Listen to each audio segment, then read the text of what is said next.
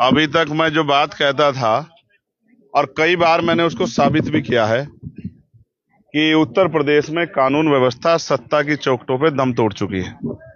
आपने और मैंने देखा कि एक मॉब लिंचिंग यहां हुई और उसका वीडियो है कि किस तरह से 12-15 लोग एक आदमी को सरियों से, लोहे की रोड़ों से, डंडों से पीट रहे और इतना पीटा कि उसकी जान चली जाती है। आज जब मैं उनके परिवार से मिला तो मुझे जानने का मौका मिला कि उसकी 22 फ्रैक्चर थे, 22 जगह से उसकी हड्डियां टूटी गई थी। आप समझो कि उस पर कितने हमले हुए होंगे। और फिर उसको न्याय देने की बजाय जो लोग नामजद हुए उनको गिरफ्तार करने की बजाय अभी 6 से ज्यादा लोग जो हैं जो खुले घूम रहे हैं, अपनी दुकानों पे काम कर रहे हैं, लेकिन पुलिस ने उनको गिरफ्तार नहीं किया। जो कि पुलिस ने, आप समझिए, सरकार में अगर किसी मुसलमान के साथ मॉब लिंचिंग हो या दलित के साथ या पिछड़े वर्ग के साथ, आदिवासी वर्ग के साथ मॉब लिंचिंग हो और पुलिस तत्काल कार्रवाई करे तो कार्रवाई आप समझिए इतनी जेन्युइन होगी कि सब कुछ जांच परख के किया जाएगा, किसी का भी नाम फालतू ना हो जाए। तो उन लोगों को वीडियो एविडेंस के आधार पर चिन्हित किया गया और उनमें से 6 लोग बाहर आराम से घूम रहे हैं। उल्टा 11 दिन बाद इन्हीं के परिवार पे के 7 लोगों पे मुकदमा दर्ज कर दिया गया कि भाई ये लोग उसके साथ शामिल थे, जबकि सच ये है कि ये लोग अपने अपने कामों पे अपने अपने घर थे, ये वहां थे भी नहीं। तो मैंने यहाँ के कप्तान साहब से ये मांग की है कि वो घटना को दोबारा चेक कराएं।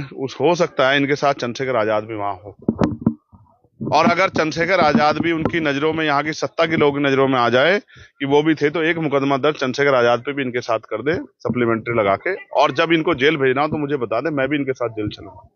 क्योंकि अगर आप न्याय नहीं दे सकते और इस वर्दी की गरिमा को भी नहीं बचा सकते तो आपको कुर्सी पे बैठने का कोई अधिकार नहीं।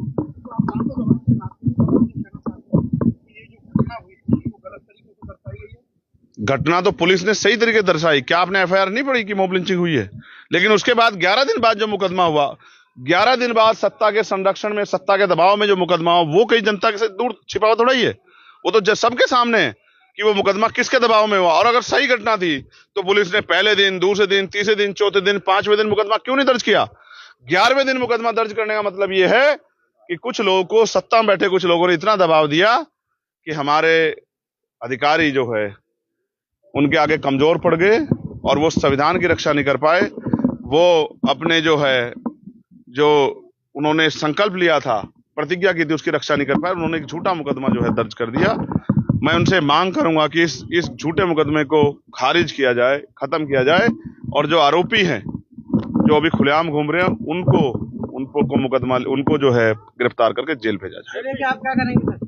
मैंने बता दिया है कि अगर सड़कों से हमारी बात नहीं सुनी जाएगी तो हम पार्लियामेंट में इस मामले को उठाएंगे, और अगर पार्लियामेंट भी नहीं सुनेगा या पार्लियामेंट इस बात को स्टेट इश्यू के थ्रू या किसी और उससे मोड़ने का प्रयास करेगा तो हम लखनऊ में जाके डीजीपी से, प्रमुख सचिव से, मुख्यमंत्री से जाके उनके सामने कागज रखेंगे, उनसे पूछेंगे कि क्या यही है आपका सबका साथ सबका विकास वाली सरकार का सच?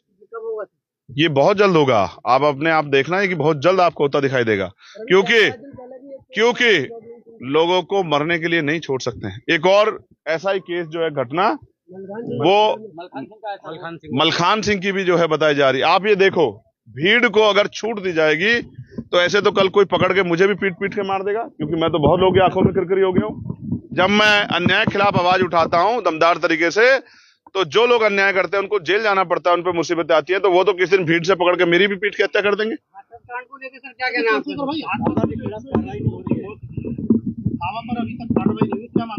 देखो, एक तरफ बाबा पे कार्रवाई नहीं हो रही है, दूसरी तरफ घर में बैठे लोगों, निर्दोष लोगों पे कार्रवाई हो रही है।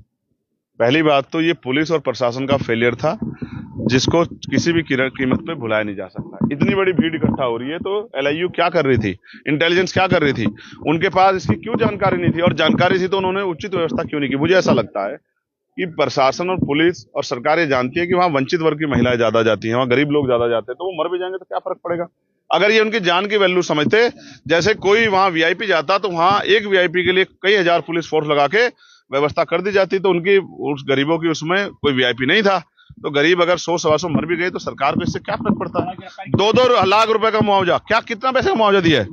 मुआवजा कितने पैसे का दिया? तो ये बताओ, एक आदमी की जान की कीमत 4 लाख रुपए होगी। सरकार के नजर में? तो भाई कौन बचा रहा है ये भी बता दो बस। बाबा को बाबा जी बचा रहे हैं, हम तो नहीं बचा रहे। और ये बताओ जब कैसे गिरफ्तारी की मांग कर लूं जब एफआईआर में नाम ही नहीं है? आप बताओ ना, जब एफआईआर में नाम नहीं है तो कैसे गिरफ्तारी कर लेगी सरकार?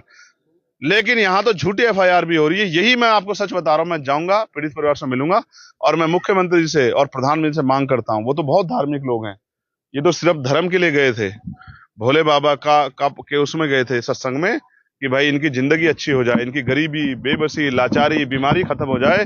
तो ये तो आप ही की विचारधारा से के साथ खड़े हैं, तो कम से कम इनको तो 25-25 लाख रुपए का मुआवजा देके इनके परिवारों को तो अपने पैरों पर खड़े होने का वो दो।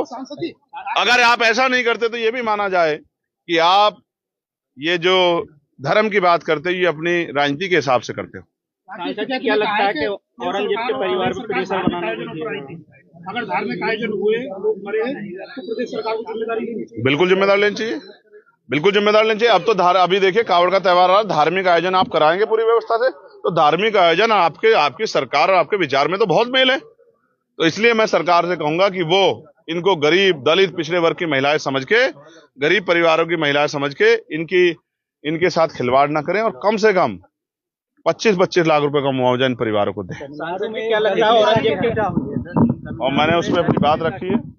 मैंने कहा है कि उन पे सख्त से सख्त कार्रवाई की जाए, उसकी जांच हो, सीबीआई जांच। और मैं आप सोचो, किसी की भी हत्या हो सकती है आज देश में, जिस तरह कानून व्यवस्था है किसी की भी हत्या हो सकती है, कोई सलामत नहीं है। और मैं तो आपके सामने खड़ा हूं, आज 1 साल हुआ है, मेरी भी हत्या होगी होती, 4 गोली मेरे ऊपर चली थी। कानून व्यवस्था उत्तर प्रदेश में ऐसी ही है।